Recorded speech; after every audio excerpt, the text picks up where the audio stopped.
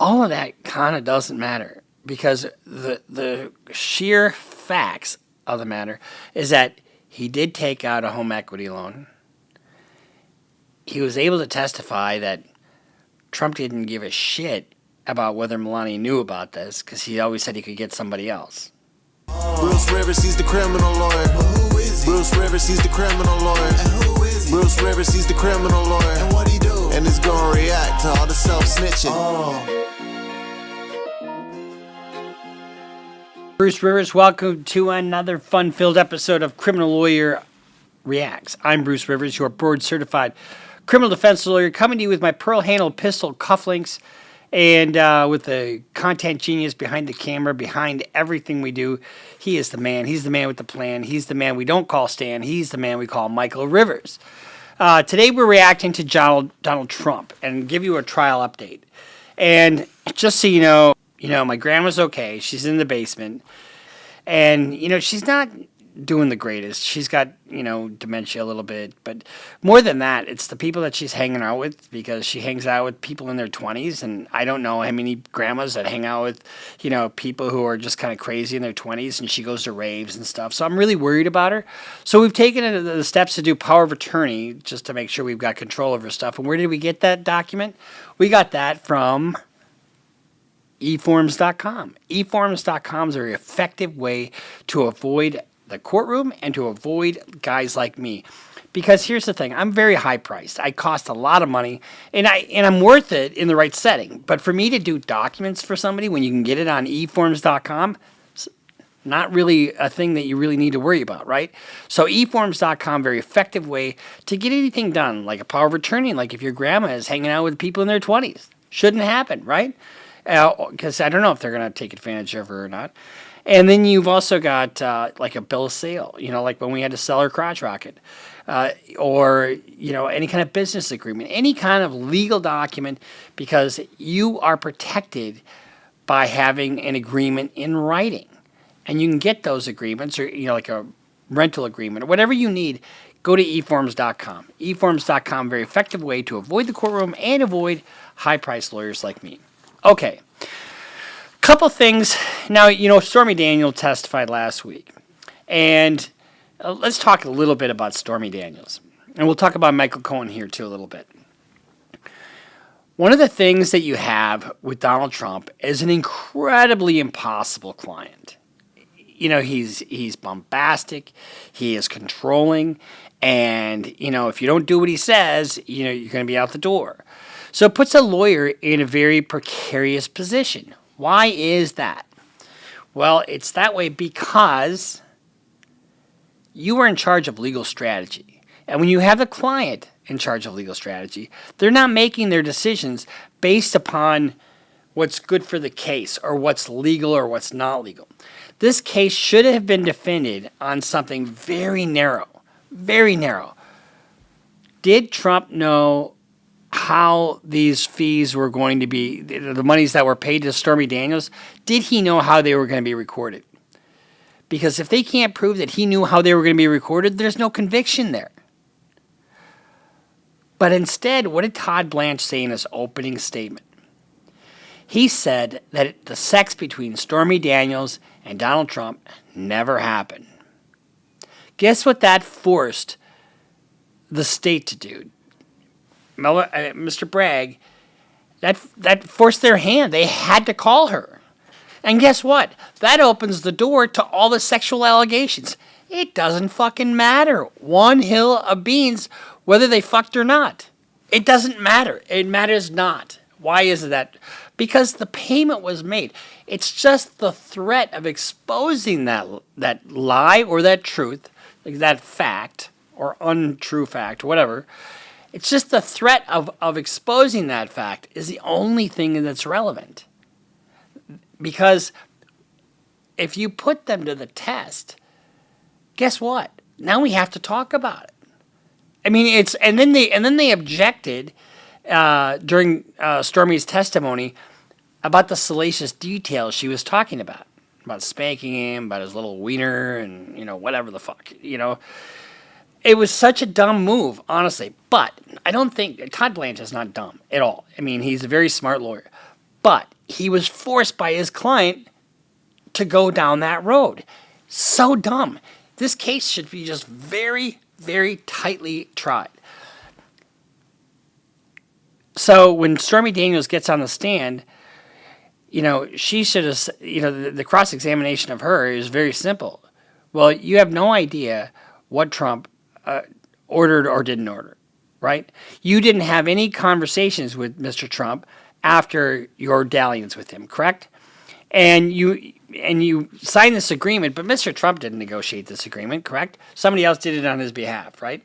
And so you don't know what he knew or didn't know. In fact, you go down that road, and then you blunt her by just her testimony by keeping it tight and small. Pardon the pun there, because we know it's not either. But you've got Michael Cohen. And let me just back up 1 second. And what they essentially did, they gave Stormy Daniels a platform. They gave Stormy Daniels an opportunity to explain herself, an opportunity to look credible, which I think she kind of did. And they gave her an opportunity to tell a more full story that really didn't fucking matter. It didn't matter at all. Now, let's talk about Michael Cohen. Michael Cohen, Blanche has gone down the road of you're a liar, you're a liar, you're a liar, you're a liar, you're a convicted liar. But who did you lie for? You lied for Trump.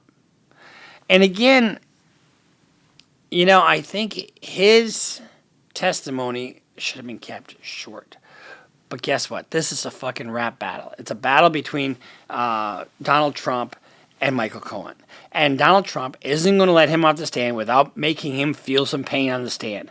However, making the witness feel pain on the stand and what is good for your case are not always in the same ballpark. In other words, you can go after a witness really fucking hard. And if the jury's not with you, it's not going to help your case. In fact, it's going to hurt you. So let's go over some of the things that Michael Cohen has testified. Cohen has jumped around between lies and casting. Cohen is jilted and motivated by to provide dirt on Trump to get out of prison early, and his podcast attacks. It's all an effort to say he can't be trusted and whatever. In a way, that's kind of all they have. In a way, all they have is, first of all, he did testify against Trump, but I don't know that he got out early for cooperation because the Southern District of New York never prosecuted him. He's being prosecuted by the Manhattan DA. He asked him if he was screwed over by the system. He asked him if Anthony Scaramucci visited him in prison. Scaramucci, he was, who Scaramucci was. She was a White House aide for a little time. And, and Cohen has testified that he kind of had hoped he could be considered for a White House job, like chief of staff, and he knew he wasn't that. He knew he wasn't chief of staff material. I mean, how would he be? But all of that kind of doesn't matter because the sheer facts of the matter is that he did take out a home equity loan. He was able to testify that Trump didn't give a shit about whether Melania knew about this because he always said he could get somebody else. It's just that easy. He also said that it was Trump directed everything. So hitting him for being a liar when he was employed by Trump for 10 years plus, and keep in mind he looked up to Trump. He looked up to Trump like a father figure. He was happy to be in that orbit. Michael Cohen really looked up to Trump. He was a Trump loyalist. He did Trump's. He was his fixer. He went to prison for trying to do Trump's bidding, not for this stuff, but for lying to Congress and lying to Mueller about this and that. So he did go to prison, but he went to prison trying to protect Trump. He just did, and you've got a situation where Michael Cohen is sort of a jilted lover in a sense. He's been abandoned by Trump. Trump has called him every name in the book. And you remember when he was on the airplane? We'll play that here for you a second. Michael Cohen is my lawyer. Did you make the payment? He took out $130,000 equity, home equity loan, so it wouldn't come directly out of Trump's coffers. And then they reimbursed him, and not just for the 130. They reimbursed him like 400 and some odd thousand because they put the tax. They covered it up, and they covered it up pretty well. So when you talk about the cross-examination, he says, you told Hope Hicks that you miss him. Who cares? Yes, I did. There was an ongoing investigation going on there, and there was a separation. Yes, there was, but I wasn't told to stay away from or not communicate with his kids, just his family.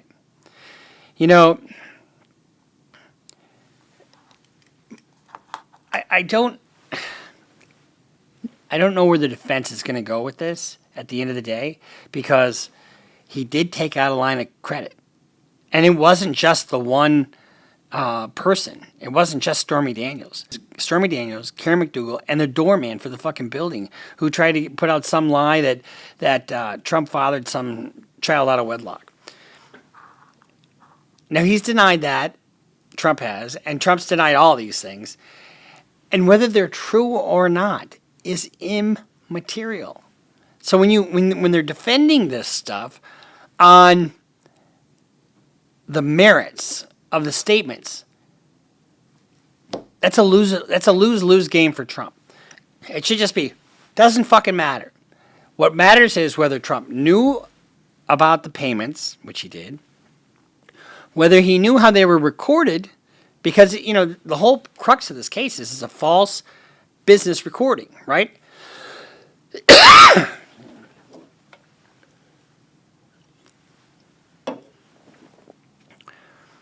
And whether he was responsible for recording the payments as legal fees and then deducting them, because just the false records alone is a misdemeanor.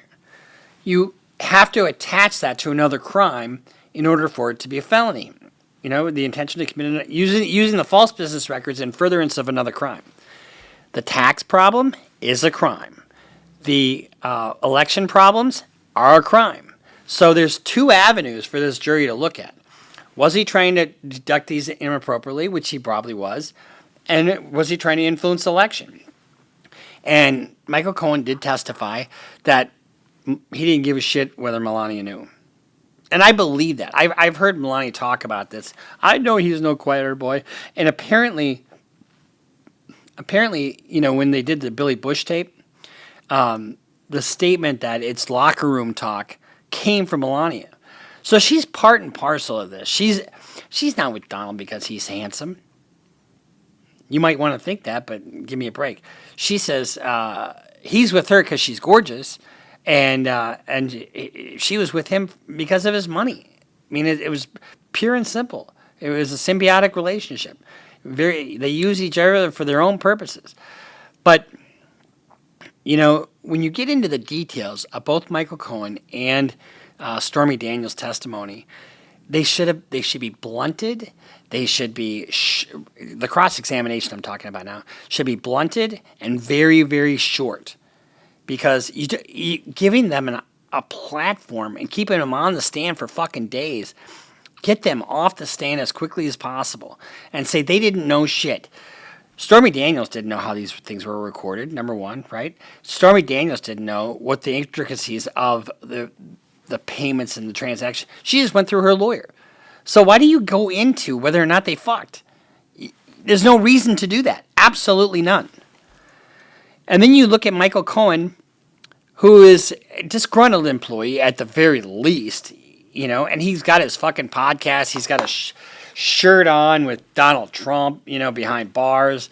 And, you can go down that rabbit hole all fucking day long. But guess what?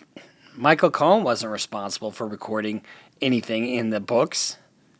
So he had no clue about that. You hammer on those things. Those are the things that matter. Michael Cohen is only as credible as the documents that corroborate him. So when you look at the big picture, though,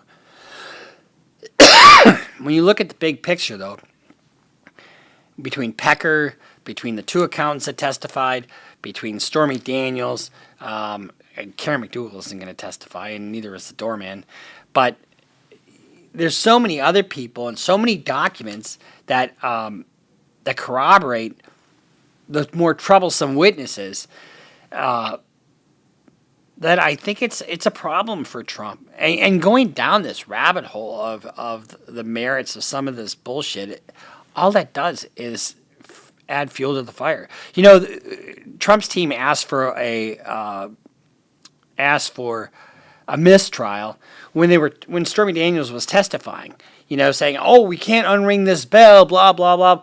Well, wait a second. You said in your opening statement that the sex didn't occur.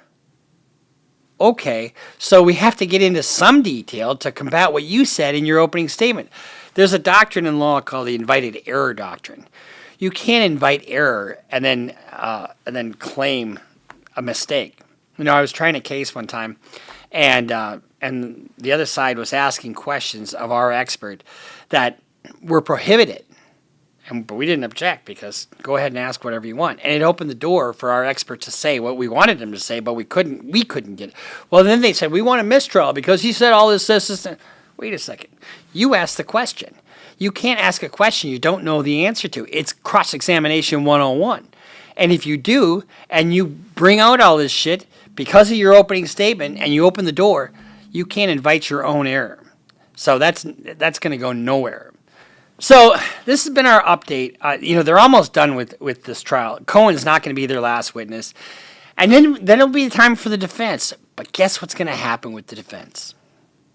They're not going to call a single witness. Mark my words. Trump's defense, Trump is not going to testify. No way in fucking hell is he going to testify. Who would fucking want him to do that? You know, I mean, I wouldn't want him to do that. And his exposure is so amazing that he opens himself to perjury like nobody's business. And you don't think this Alvin Bragg is going to go after him for perjury if he lies on the stand? Of course he is. And then that's more punishable. You know, like where's Alan Weisselberg? He lied for Trump, and he's in Rikers Island right now. And so, will he testify? Neither side has subpoenaed him. Neither side wants him to testify.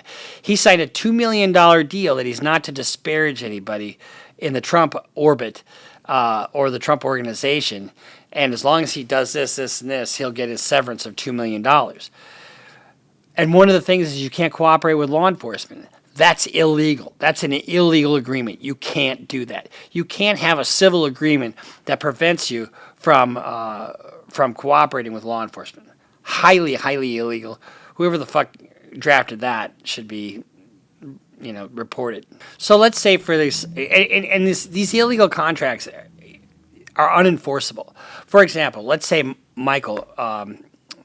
You want me to say it? No. Oh! I thought you were saying Michael had sex with an underage Yeah. girl. Or you want me to say it? Let's say. Somebody. Let's say Steve Bashakis had sex with an underage girl, and he's this 50-year-old, kind of fat and chubby guy, but he's got a lot of money, and he goes to this underage girl and says, "Look, I don't want you going to the police about this. I had a great time. You didn't have such a great time, but here's $50, and sign this NDA, and you can't go to law enforcement. Unenforceable. You can't do that. That's highly illegal, and that's what they did in this case with Weisselberg, and you just can't do it. But Bragg doesn't know what the fuck he's going to say because he's not cooperating, and the Trump orbit doesn't want him to say anything because he's going to have to tell the truth, or if he doesn't, he's going to go right back to Rikers Island. So, I mean, but if you look at the fucking chaos of this whole thing, honestly, you look at the chaotic nature of Trump's life. He lives by chaos, one controversy after another. He fights with people constantly.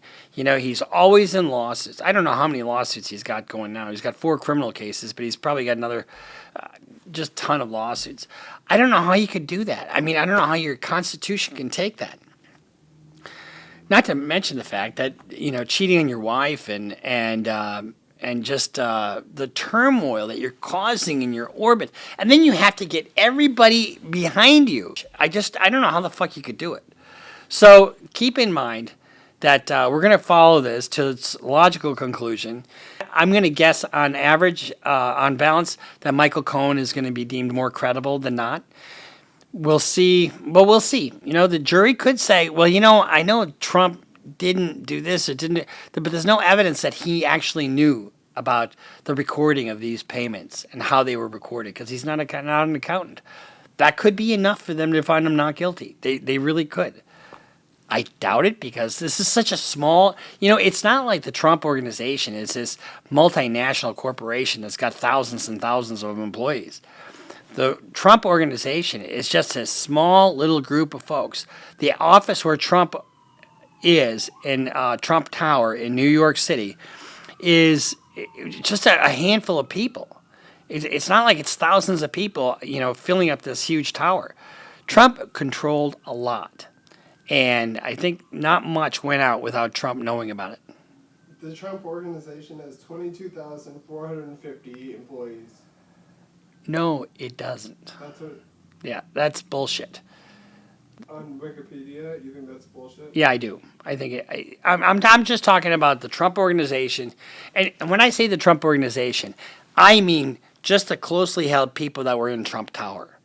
It's not a lot of people, and I've heard from many people who have been there that it's just a small set of offices, and it's just a few people. So whatever runs through there, Trump knows what the fuck is going on. He's not dumb, he's directing everything. So we'll see you next time here at Criminal Lawyer Reacts. We'll keep following this, and it's almost done. And we'll give you a verdict watch. And we'll see you next time here at Criminal Lawyer Reacts. I'm Bruce Rivers. This is Michael Rivers, our content genius. Everybody loves him. I love him. And again, we went to Portugal with some people and just had an amazing time. George and Lauren, thank you again. Just an amazing experience. Portugal, everybody we met there was absolutely wonderful. And, we were there with our sweethearts and... I just can't tell everybody how much we just absolutely love Portugal. I'm Bruce Rivers, your board-certified criminal defense lawyer. We'll see you next time here on Criminal Lawyer Reacts. Make sure you subscribe, follow us on Instagram, follow us on Twitter, sign up for Patreon. And Patreon, I'm pretty sure everybody's got their hats by now because they all went out. So sign up for Patreon. We'll send you a hat. See you next time. Criminal Lawyer Reacts. Bruce Rivers just broke down your case. He know all the charges that you about to face. You ain't coming home till 2058. That self-snitching gon' get you put away. Bruce Rivers just broke down your case.